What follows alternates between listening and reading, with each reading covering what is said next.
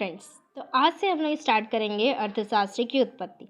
हम लोगों ने सुना है कि अर्थशास्त्र की उत्पत्ति एडम स्मिथ ने किया है, बट ऐसा सही नहीं है। बल्कि जब अर्थशास्त्र की उत्पत्ति हुई है उस डेट के बारे में एग्जैक्ट अभी तक पता नहीं चला है। ठीक है, तो जैसे ये बुक मैंने लिया है, इस बुक के अकॉर्डिंग ही मैं पढ़ाऊँगी, आप लोगों को बता चुकी हूँ। ये बीकॉम के लिए स्पेशल है। ओके, तो देखो, देखिए अर्थशास्त्र की उत्पत्ति की तिथि के संबंध में कुछ भी निश्चित रूप से कहा नहीं जा सकता। देखिए, आप देख सकते हैं कि कुछ भी नहीं कहा जा सकता उसकी उत्पत्ति के बारे में, लेकिन फिर भी हम ये कह सकते हैं ना कि उस समय हुआ था जब इंसान के दिमाग में ये आया कि मेरे जीवन को मैं कैसे बेहतर करूं। ऐसे पहले लोगों में नहीं था ऐसा। वो लोग क्या करते थे, आप लोगों को पता होगा कि लोगों को कोई मतलब नहीं था, वो लोग खा रहे हैं पी रहे बस ख़त्म। बट अभी के जनरेशन को अगर देखा जाए तो उन लोग इतना में सीमित नहीं रहते। अगर मेरे पास आज एक कार है तो मेरे को कल एक बंगलो लेना है। ठीक है, ऐसे कर कर के वो क्या करते हैं, अभी हम लोगों को एक छोटी सी रूम में काम नहीं चलता, अभी हमको बड़ा सा रूम चाहिए। भले रहने के लिए एक ही आदमी क्यों ना हो, बट फिर भी हमको बहुत बड़ा रूम चाहिए। ऐसे है इकोनॉमिक्स का मतलब ही यही होता है ना कि हमारी अर्थव्यवस्था, हमारी आर्थिक स्थिति। ठीक है, तो चलिए इसके आगे का रीड आउट करते हुए मैं आपको समझाते जाती हूँ। ठीक, तो इसमें वही बोला जा रहा है कि उस समय उत्पत्ति हो गई थी जब हम लोगों के दिमाग में ये आया कि कैसे अपने जीवन को बेहतर बनाए। ठीक, तो जो प्राचीन अर्थशास्त्री हैं ना, वो अर्थशास्त्र को राजनीतिक अर्थशास्त्र के नाम से बुलाते थे। ठीक है, किस अर्थशास्त्र के नाम से? ये राजनीतिक अर्थशास्त्र के नाम से बुलाते थे। ठीक है, और इसमें क्या बोला जा रहा है कि ये तर्कशास्त्र, मनोविज्ञान, राजनीतिक शास्त्र, नीति शास्त्र का अंग माना जाता है। ठीक है, उसको बोला नहीं जाता है, अंग माना जाता है। ओके, सो फिर क्या बोल रहा है कि देखो, इसमें एक राइटर हैं आपके, ये देखो, सुप्रसिद्ध कुछ अर्थशास्त्री यूनानी दार्शनिक होते थे ना, अरस्तु। यूनानी दार्शनिक अरस्तु ने कहा था कि जो मेरा पहला बुक होगा उसमें गृह प्रबंध का विज्ञान के रूप में उसने अर्थशास्त्र को समझाया है। ठीक है, किसके रूप में समझाया है? तो गृह प्रबंध का विज्ञान के रूप में। उसके बाद देखो क्या बताया जा रहा है। ये तो हम लोगों का फर्स्ट जनरेशन का था कि सबसे पहले बोला गया कि अर्थशास्त्र की उत्पत्ति के बारे में कोई पता नहीं है, मतलब कोई अता पता है नहीं कि भाई कब आया है, कोई डेट, किसने इसको रिलीज़ किया, कुछ पता नहीं। इसके बाद देखो मध्य युग में क्या हुआ ना, इसमें थोड़ा सा सोचा कि धन के जगह पे अगर हम लोग धर्म को रखे तो क्या होगा। मतलब क्या है कि अगर धन जो है वो अपने आप में ही एंडिंग है। ठीक, धन जो होता है वो अपने आप में एक एंडिंग है। मतलब क्या है, इसमें जो ईसा मसीह थे ना, उन्होंने ये कहा कि उन्होंने अपने शिष्यों को कहा कि एक ऊंट के लिए सुई के छेद से निकल जाना अधिक आसान है, लेकिन एक धनी व्यक्ति के लिए ईश्वर के दरबार में पहुंच जाना उतना आसान नहीं है। ऑब्वियसली ये बात राइट है। अगर एक इंसान चाहे, वो बहुत रईस हो गया है, तो वो अगर चाहे कि हम ईश्वर को दर्शन करें तो वो नहीं कर पाता, उसके लिए भक्ति की ज़रूरत होती है। ठीक है, भक्ति में शक्ति होती है, सुना है आप लोगों ने। ठीक है, इसके बाद ये तो ख़त्म हुआ मध्य युग, ये फर्स्ट जनरेशन जिसमें कि कोई अता पता हम लोगों को नहीं मिला कि कब हुआ कब नहीं, ये है मध्य युग।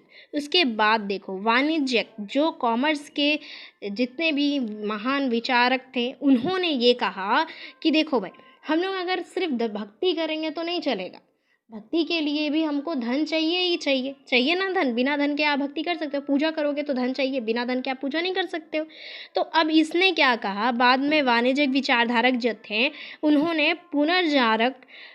पुनर्जागरण काल में उन्होंने करीब करीब एडम स्मिथ के, देखो, पुनर्जागरण काल से लेकर के एडम स्मिथ के समय तक का जो आर्थिक विचारधारा था उसमें अग्रदूत माने जाते हैं, है ना। इसमें इसके अनुसार राज्य को शक्तिशाली बनाने के लिए धन अत्यंत आवश्यक है। ऑब्वियसली अब देखो धन का अब कैसे बढ़ रहा है, जागरूकता। तो मतलब क्या है कि अगर हमको अपने राज्य को शक्तिशाली बनाना है तो धन तो चाहिए भाई, चाहिए, है ना। तो धन को लाना बहुत आवश्यक हो गया। अतः राजकीय दृष्टिकोण से अर्थशास्त्र धन के अध्ययन का विषय माना जाने लगा।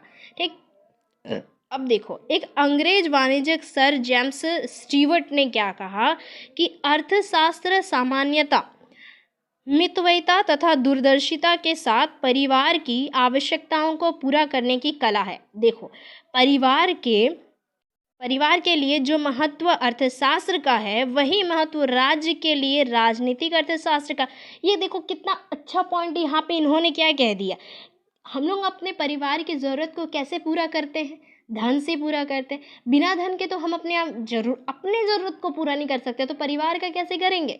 वही धन का ज़रूरत राज्य में भी पड़ता है। राज्य सरकार कैसे अपनी अर्थव्यवस्था को सुधार रखेगी? ऑब्वियसली धन से सुधारेगी। ठीक है, अब इसके बाद देखो, इसी बीच फ्रांस में प्राकृतिकवादी विचारकों का अद्भुत हुआ, जिसका समय था 1756 से 1778 ईस्वी के बीच माना जाता है। देखो, कने को प्रकृतिवाद का संपादक माना जाता है। प्रकृतिवादी विचारकों के अनुसार राजनीतिक अर्थशास्त्र केवल धन की प्राप्ति मतलब धन को प्राप्त करने के लिए नहीं, बल्कि उसके वितरण का भी विज्ञान है। मतलब धन को सिर्फ पाने से नहीं होगा, उसका डिस्ट्रीब्यूशन भी होना चाहिए। तो कैसे होगा? ठीक है, तो कने ने अपने सिद्धांत में धन को वितरण की विस्तृत व्याख्या की। देखो, हर कोई मतलब अपना अपना इंट्रोड्यूस बहुत अच्छे से दिया है। पहले बोला कि धन की ज़रूरत होती है, उस धन से हम अपने परिवार को चलाएंगे, फिर अपने अर्थशास्त्र यानी राजनीति को चलाएंगे। उसके बाद बोल रहा है कि चलाएंगे तो उसके लिए डिस्ट्रीब्यूशन बहुत ज़रूरी है। तो कने ने बोल दिया कि डिस्ट्रीब्यूशन करो।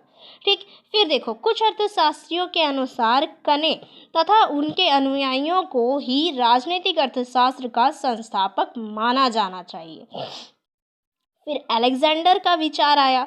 उन्होंने कहा कि आधुनिक अर्थ में कने की राजनीतिक अर्थशास्त्र को वास्तविक संस्थापक कहे जा सकते हैं।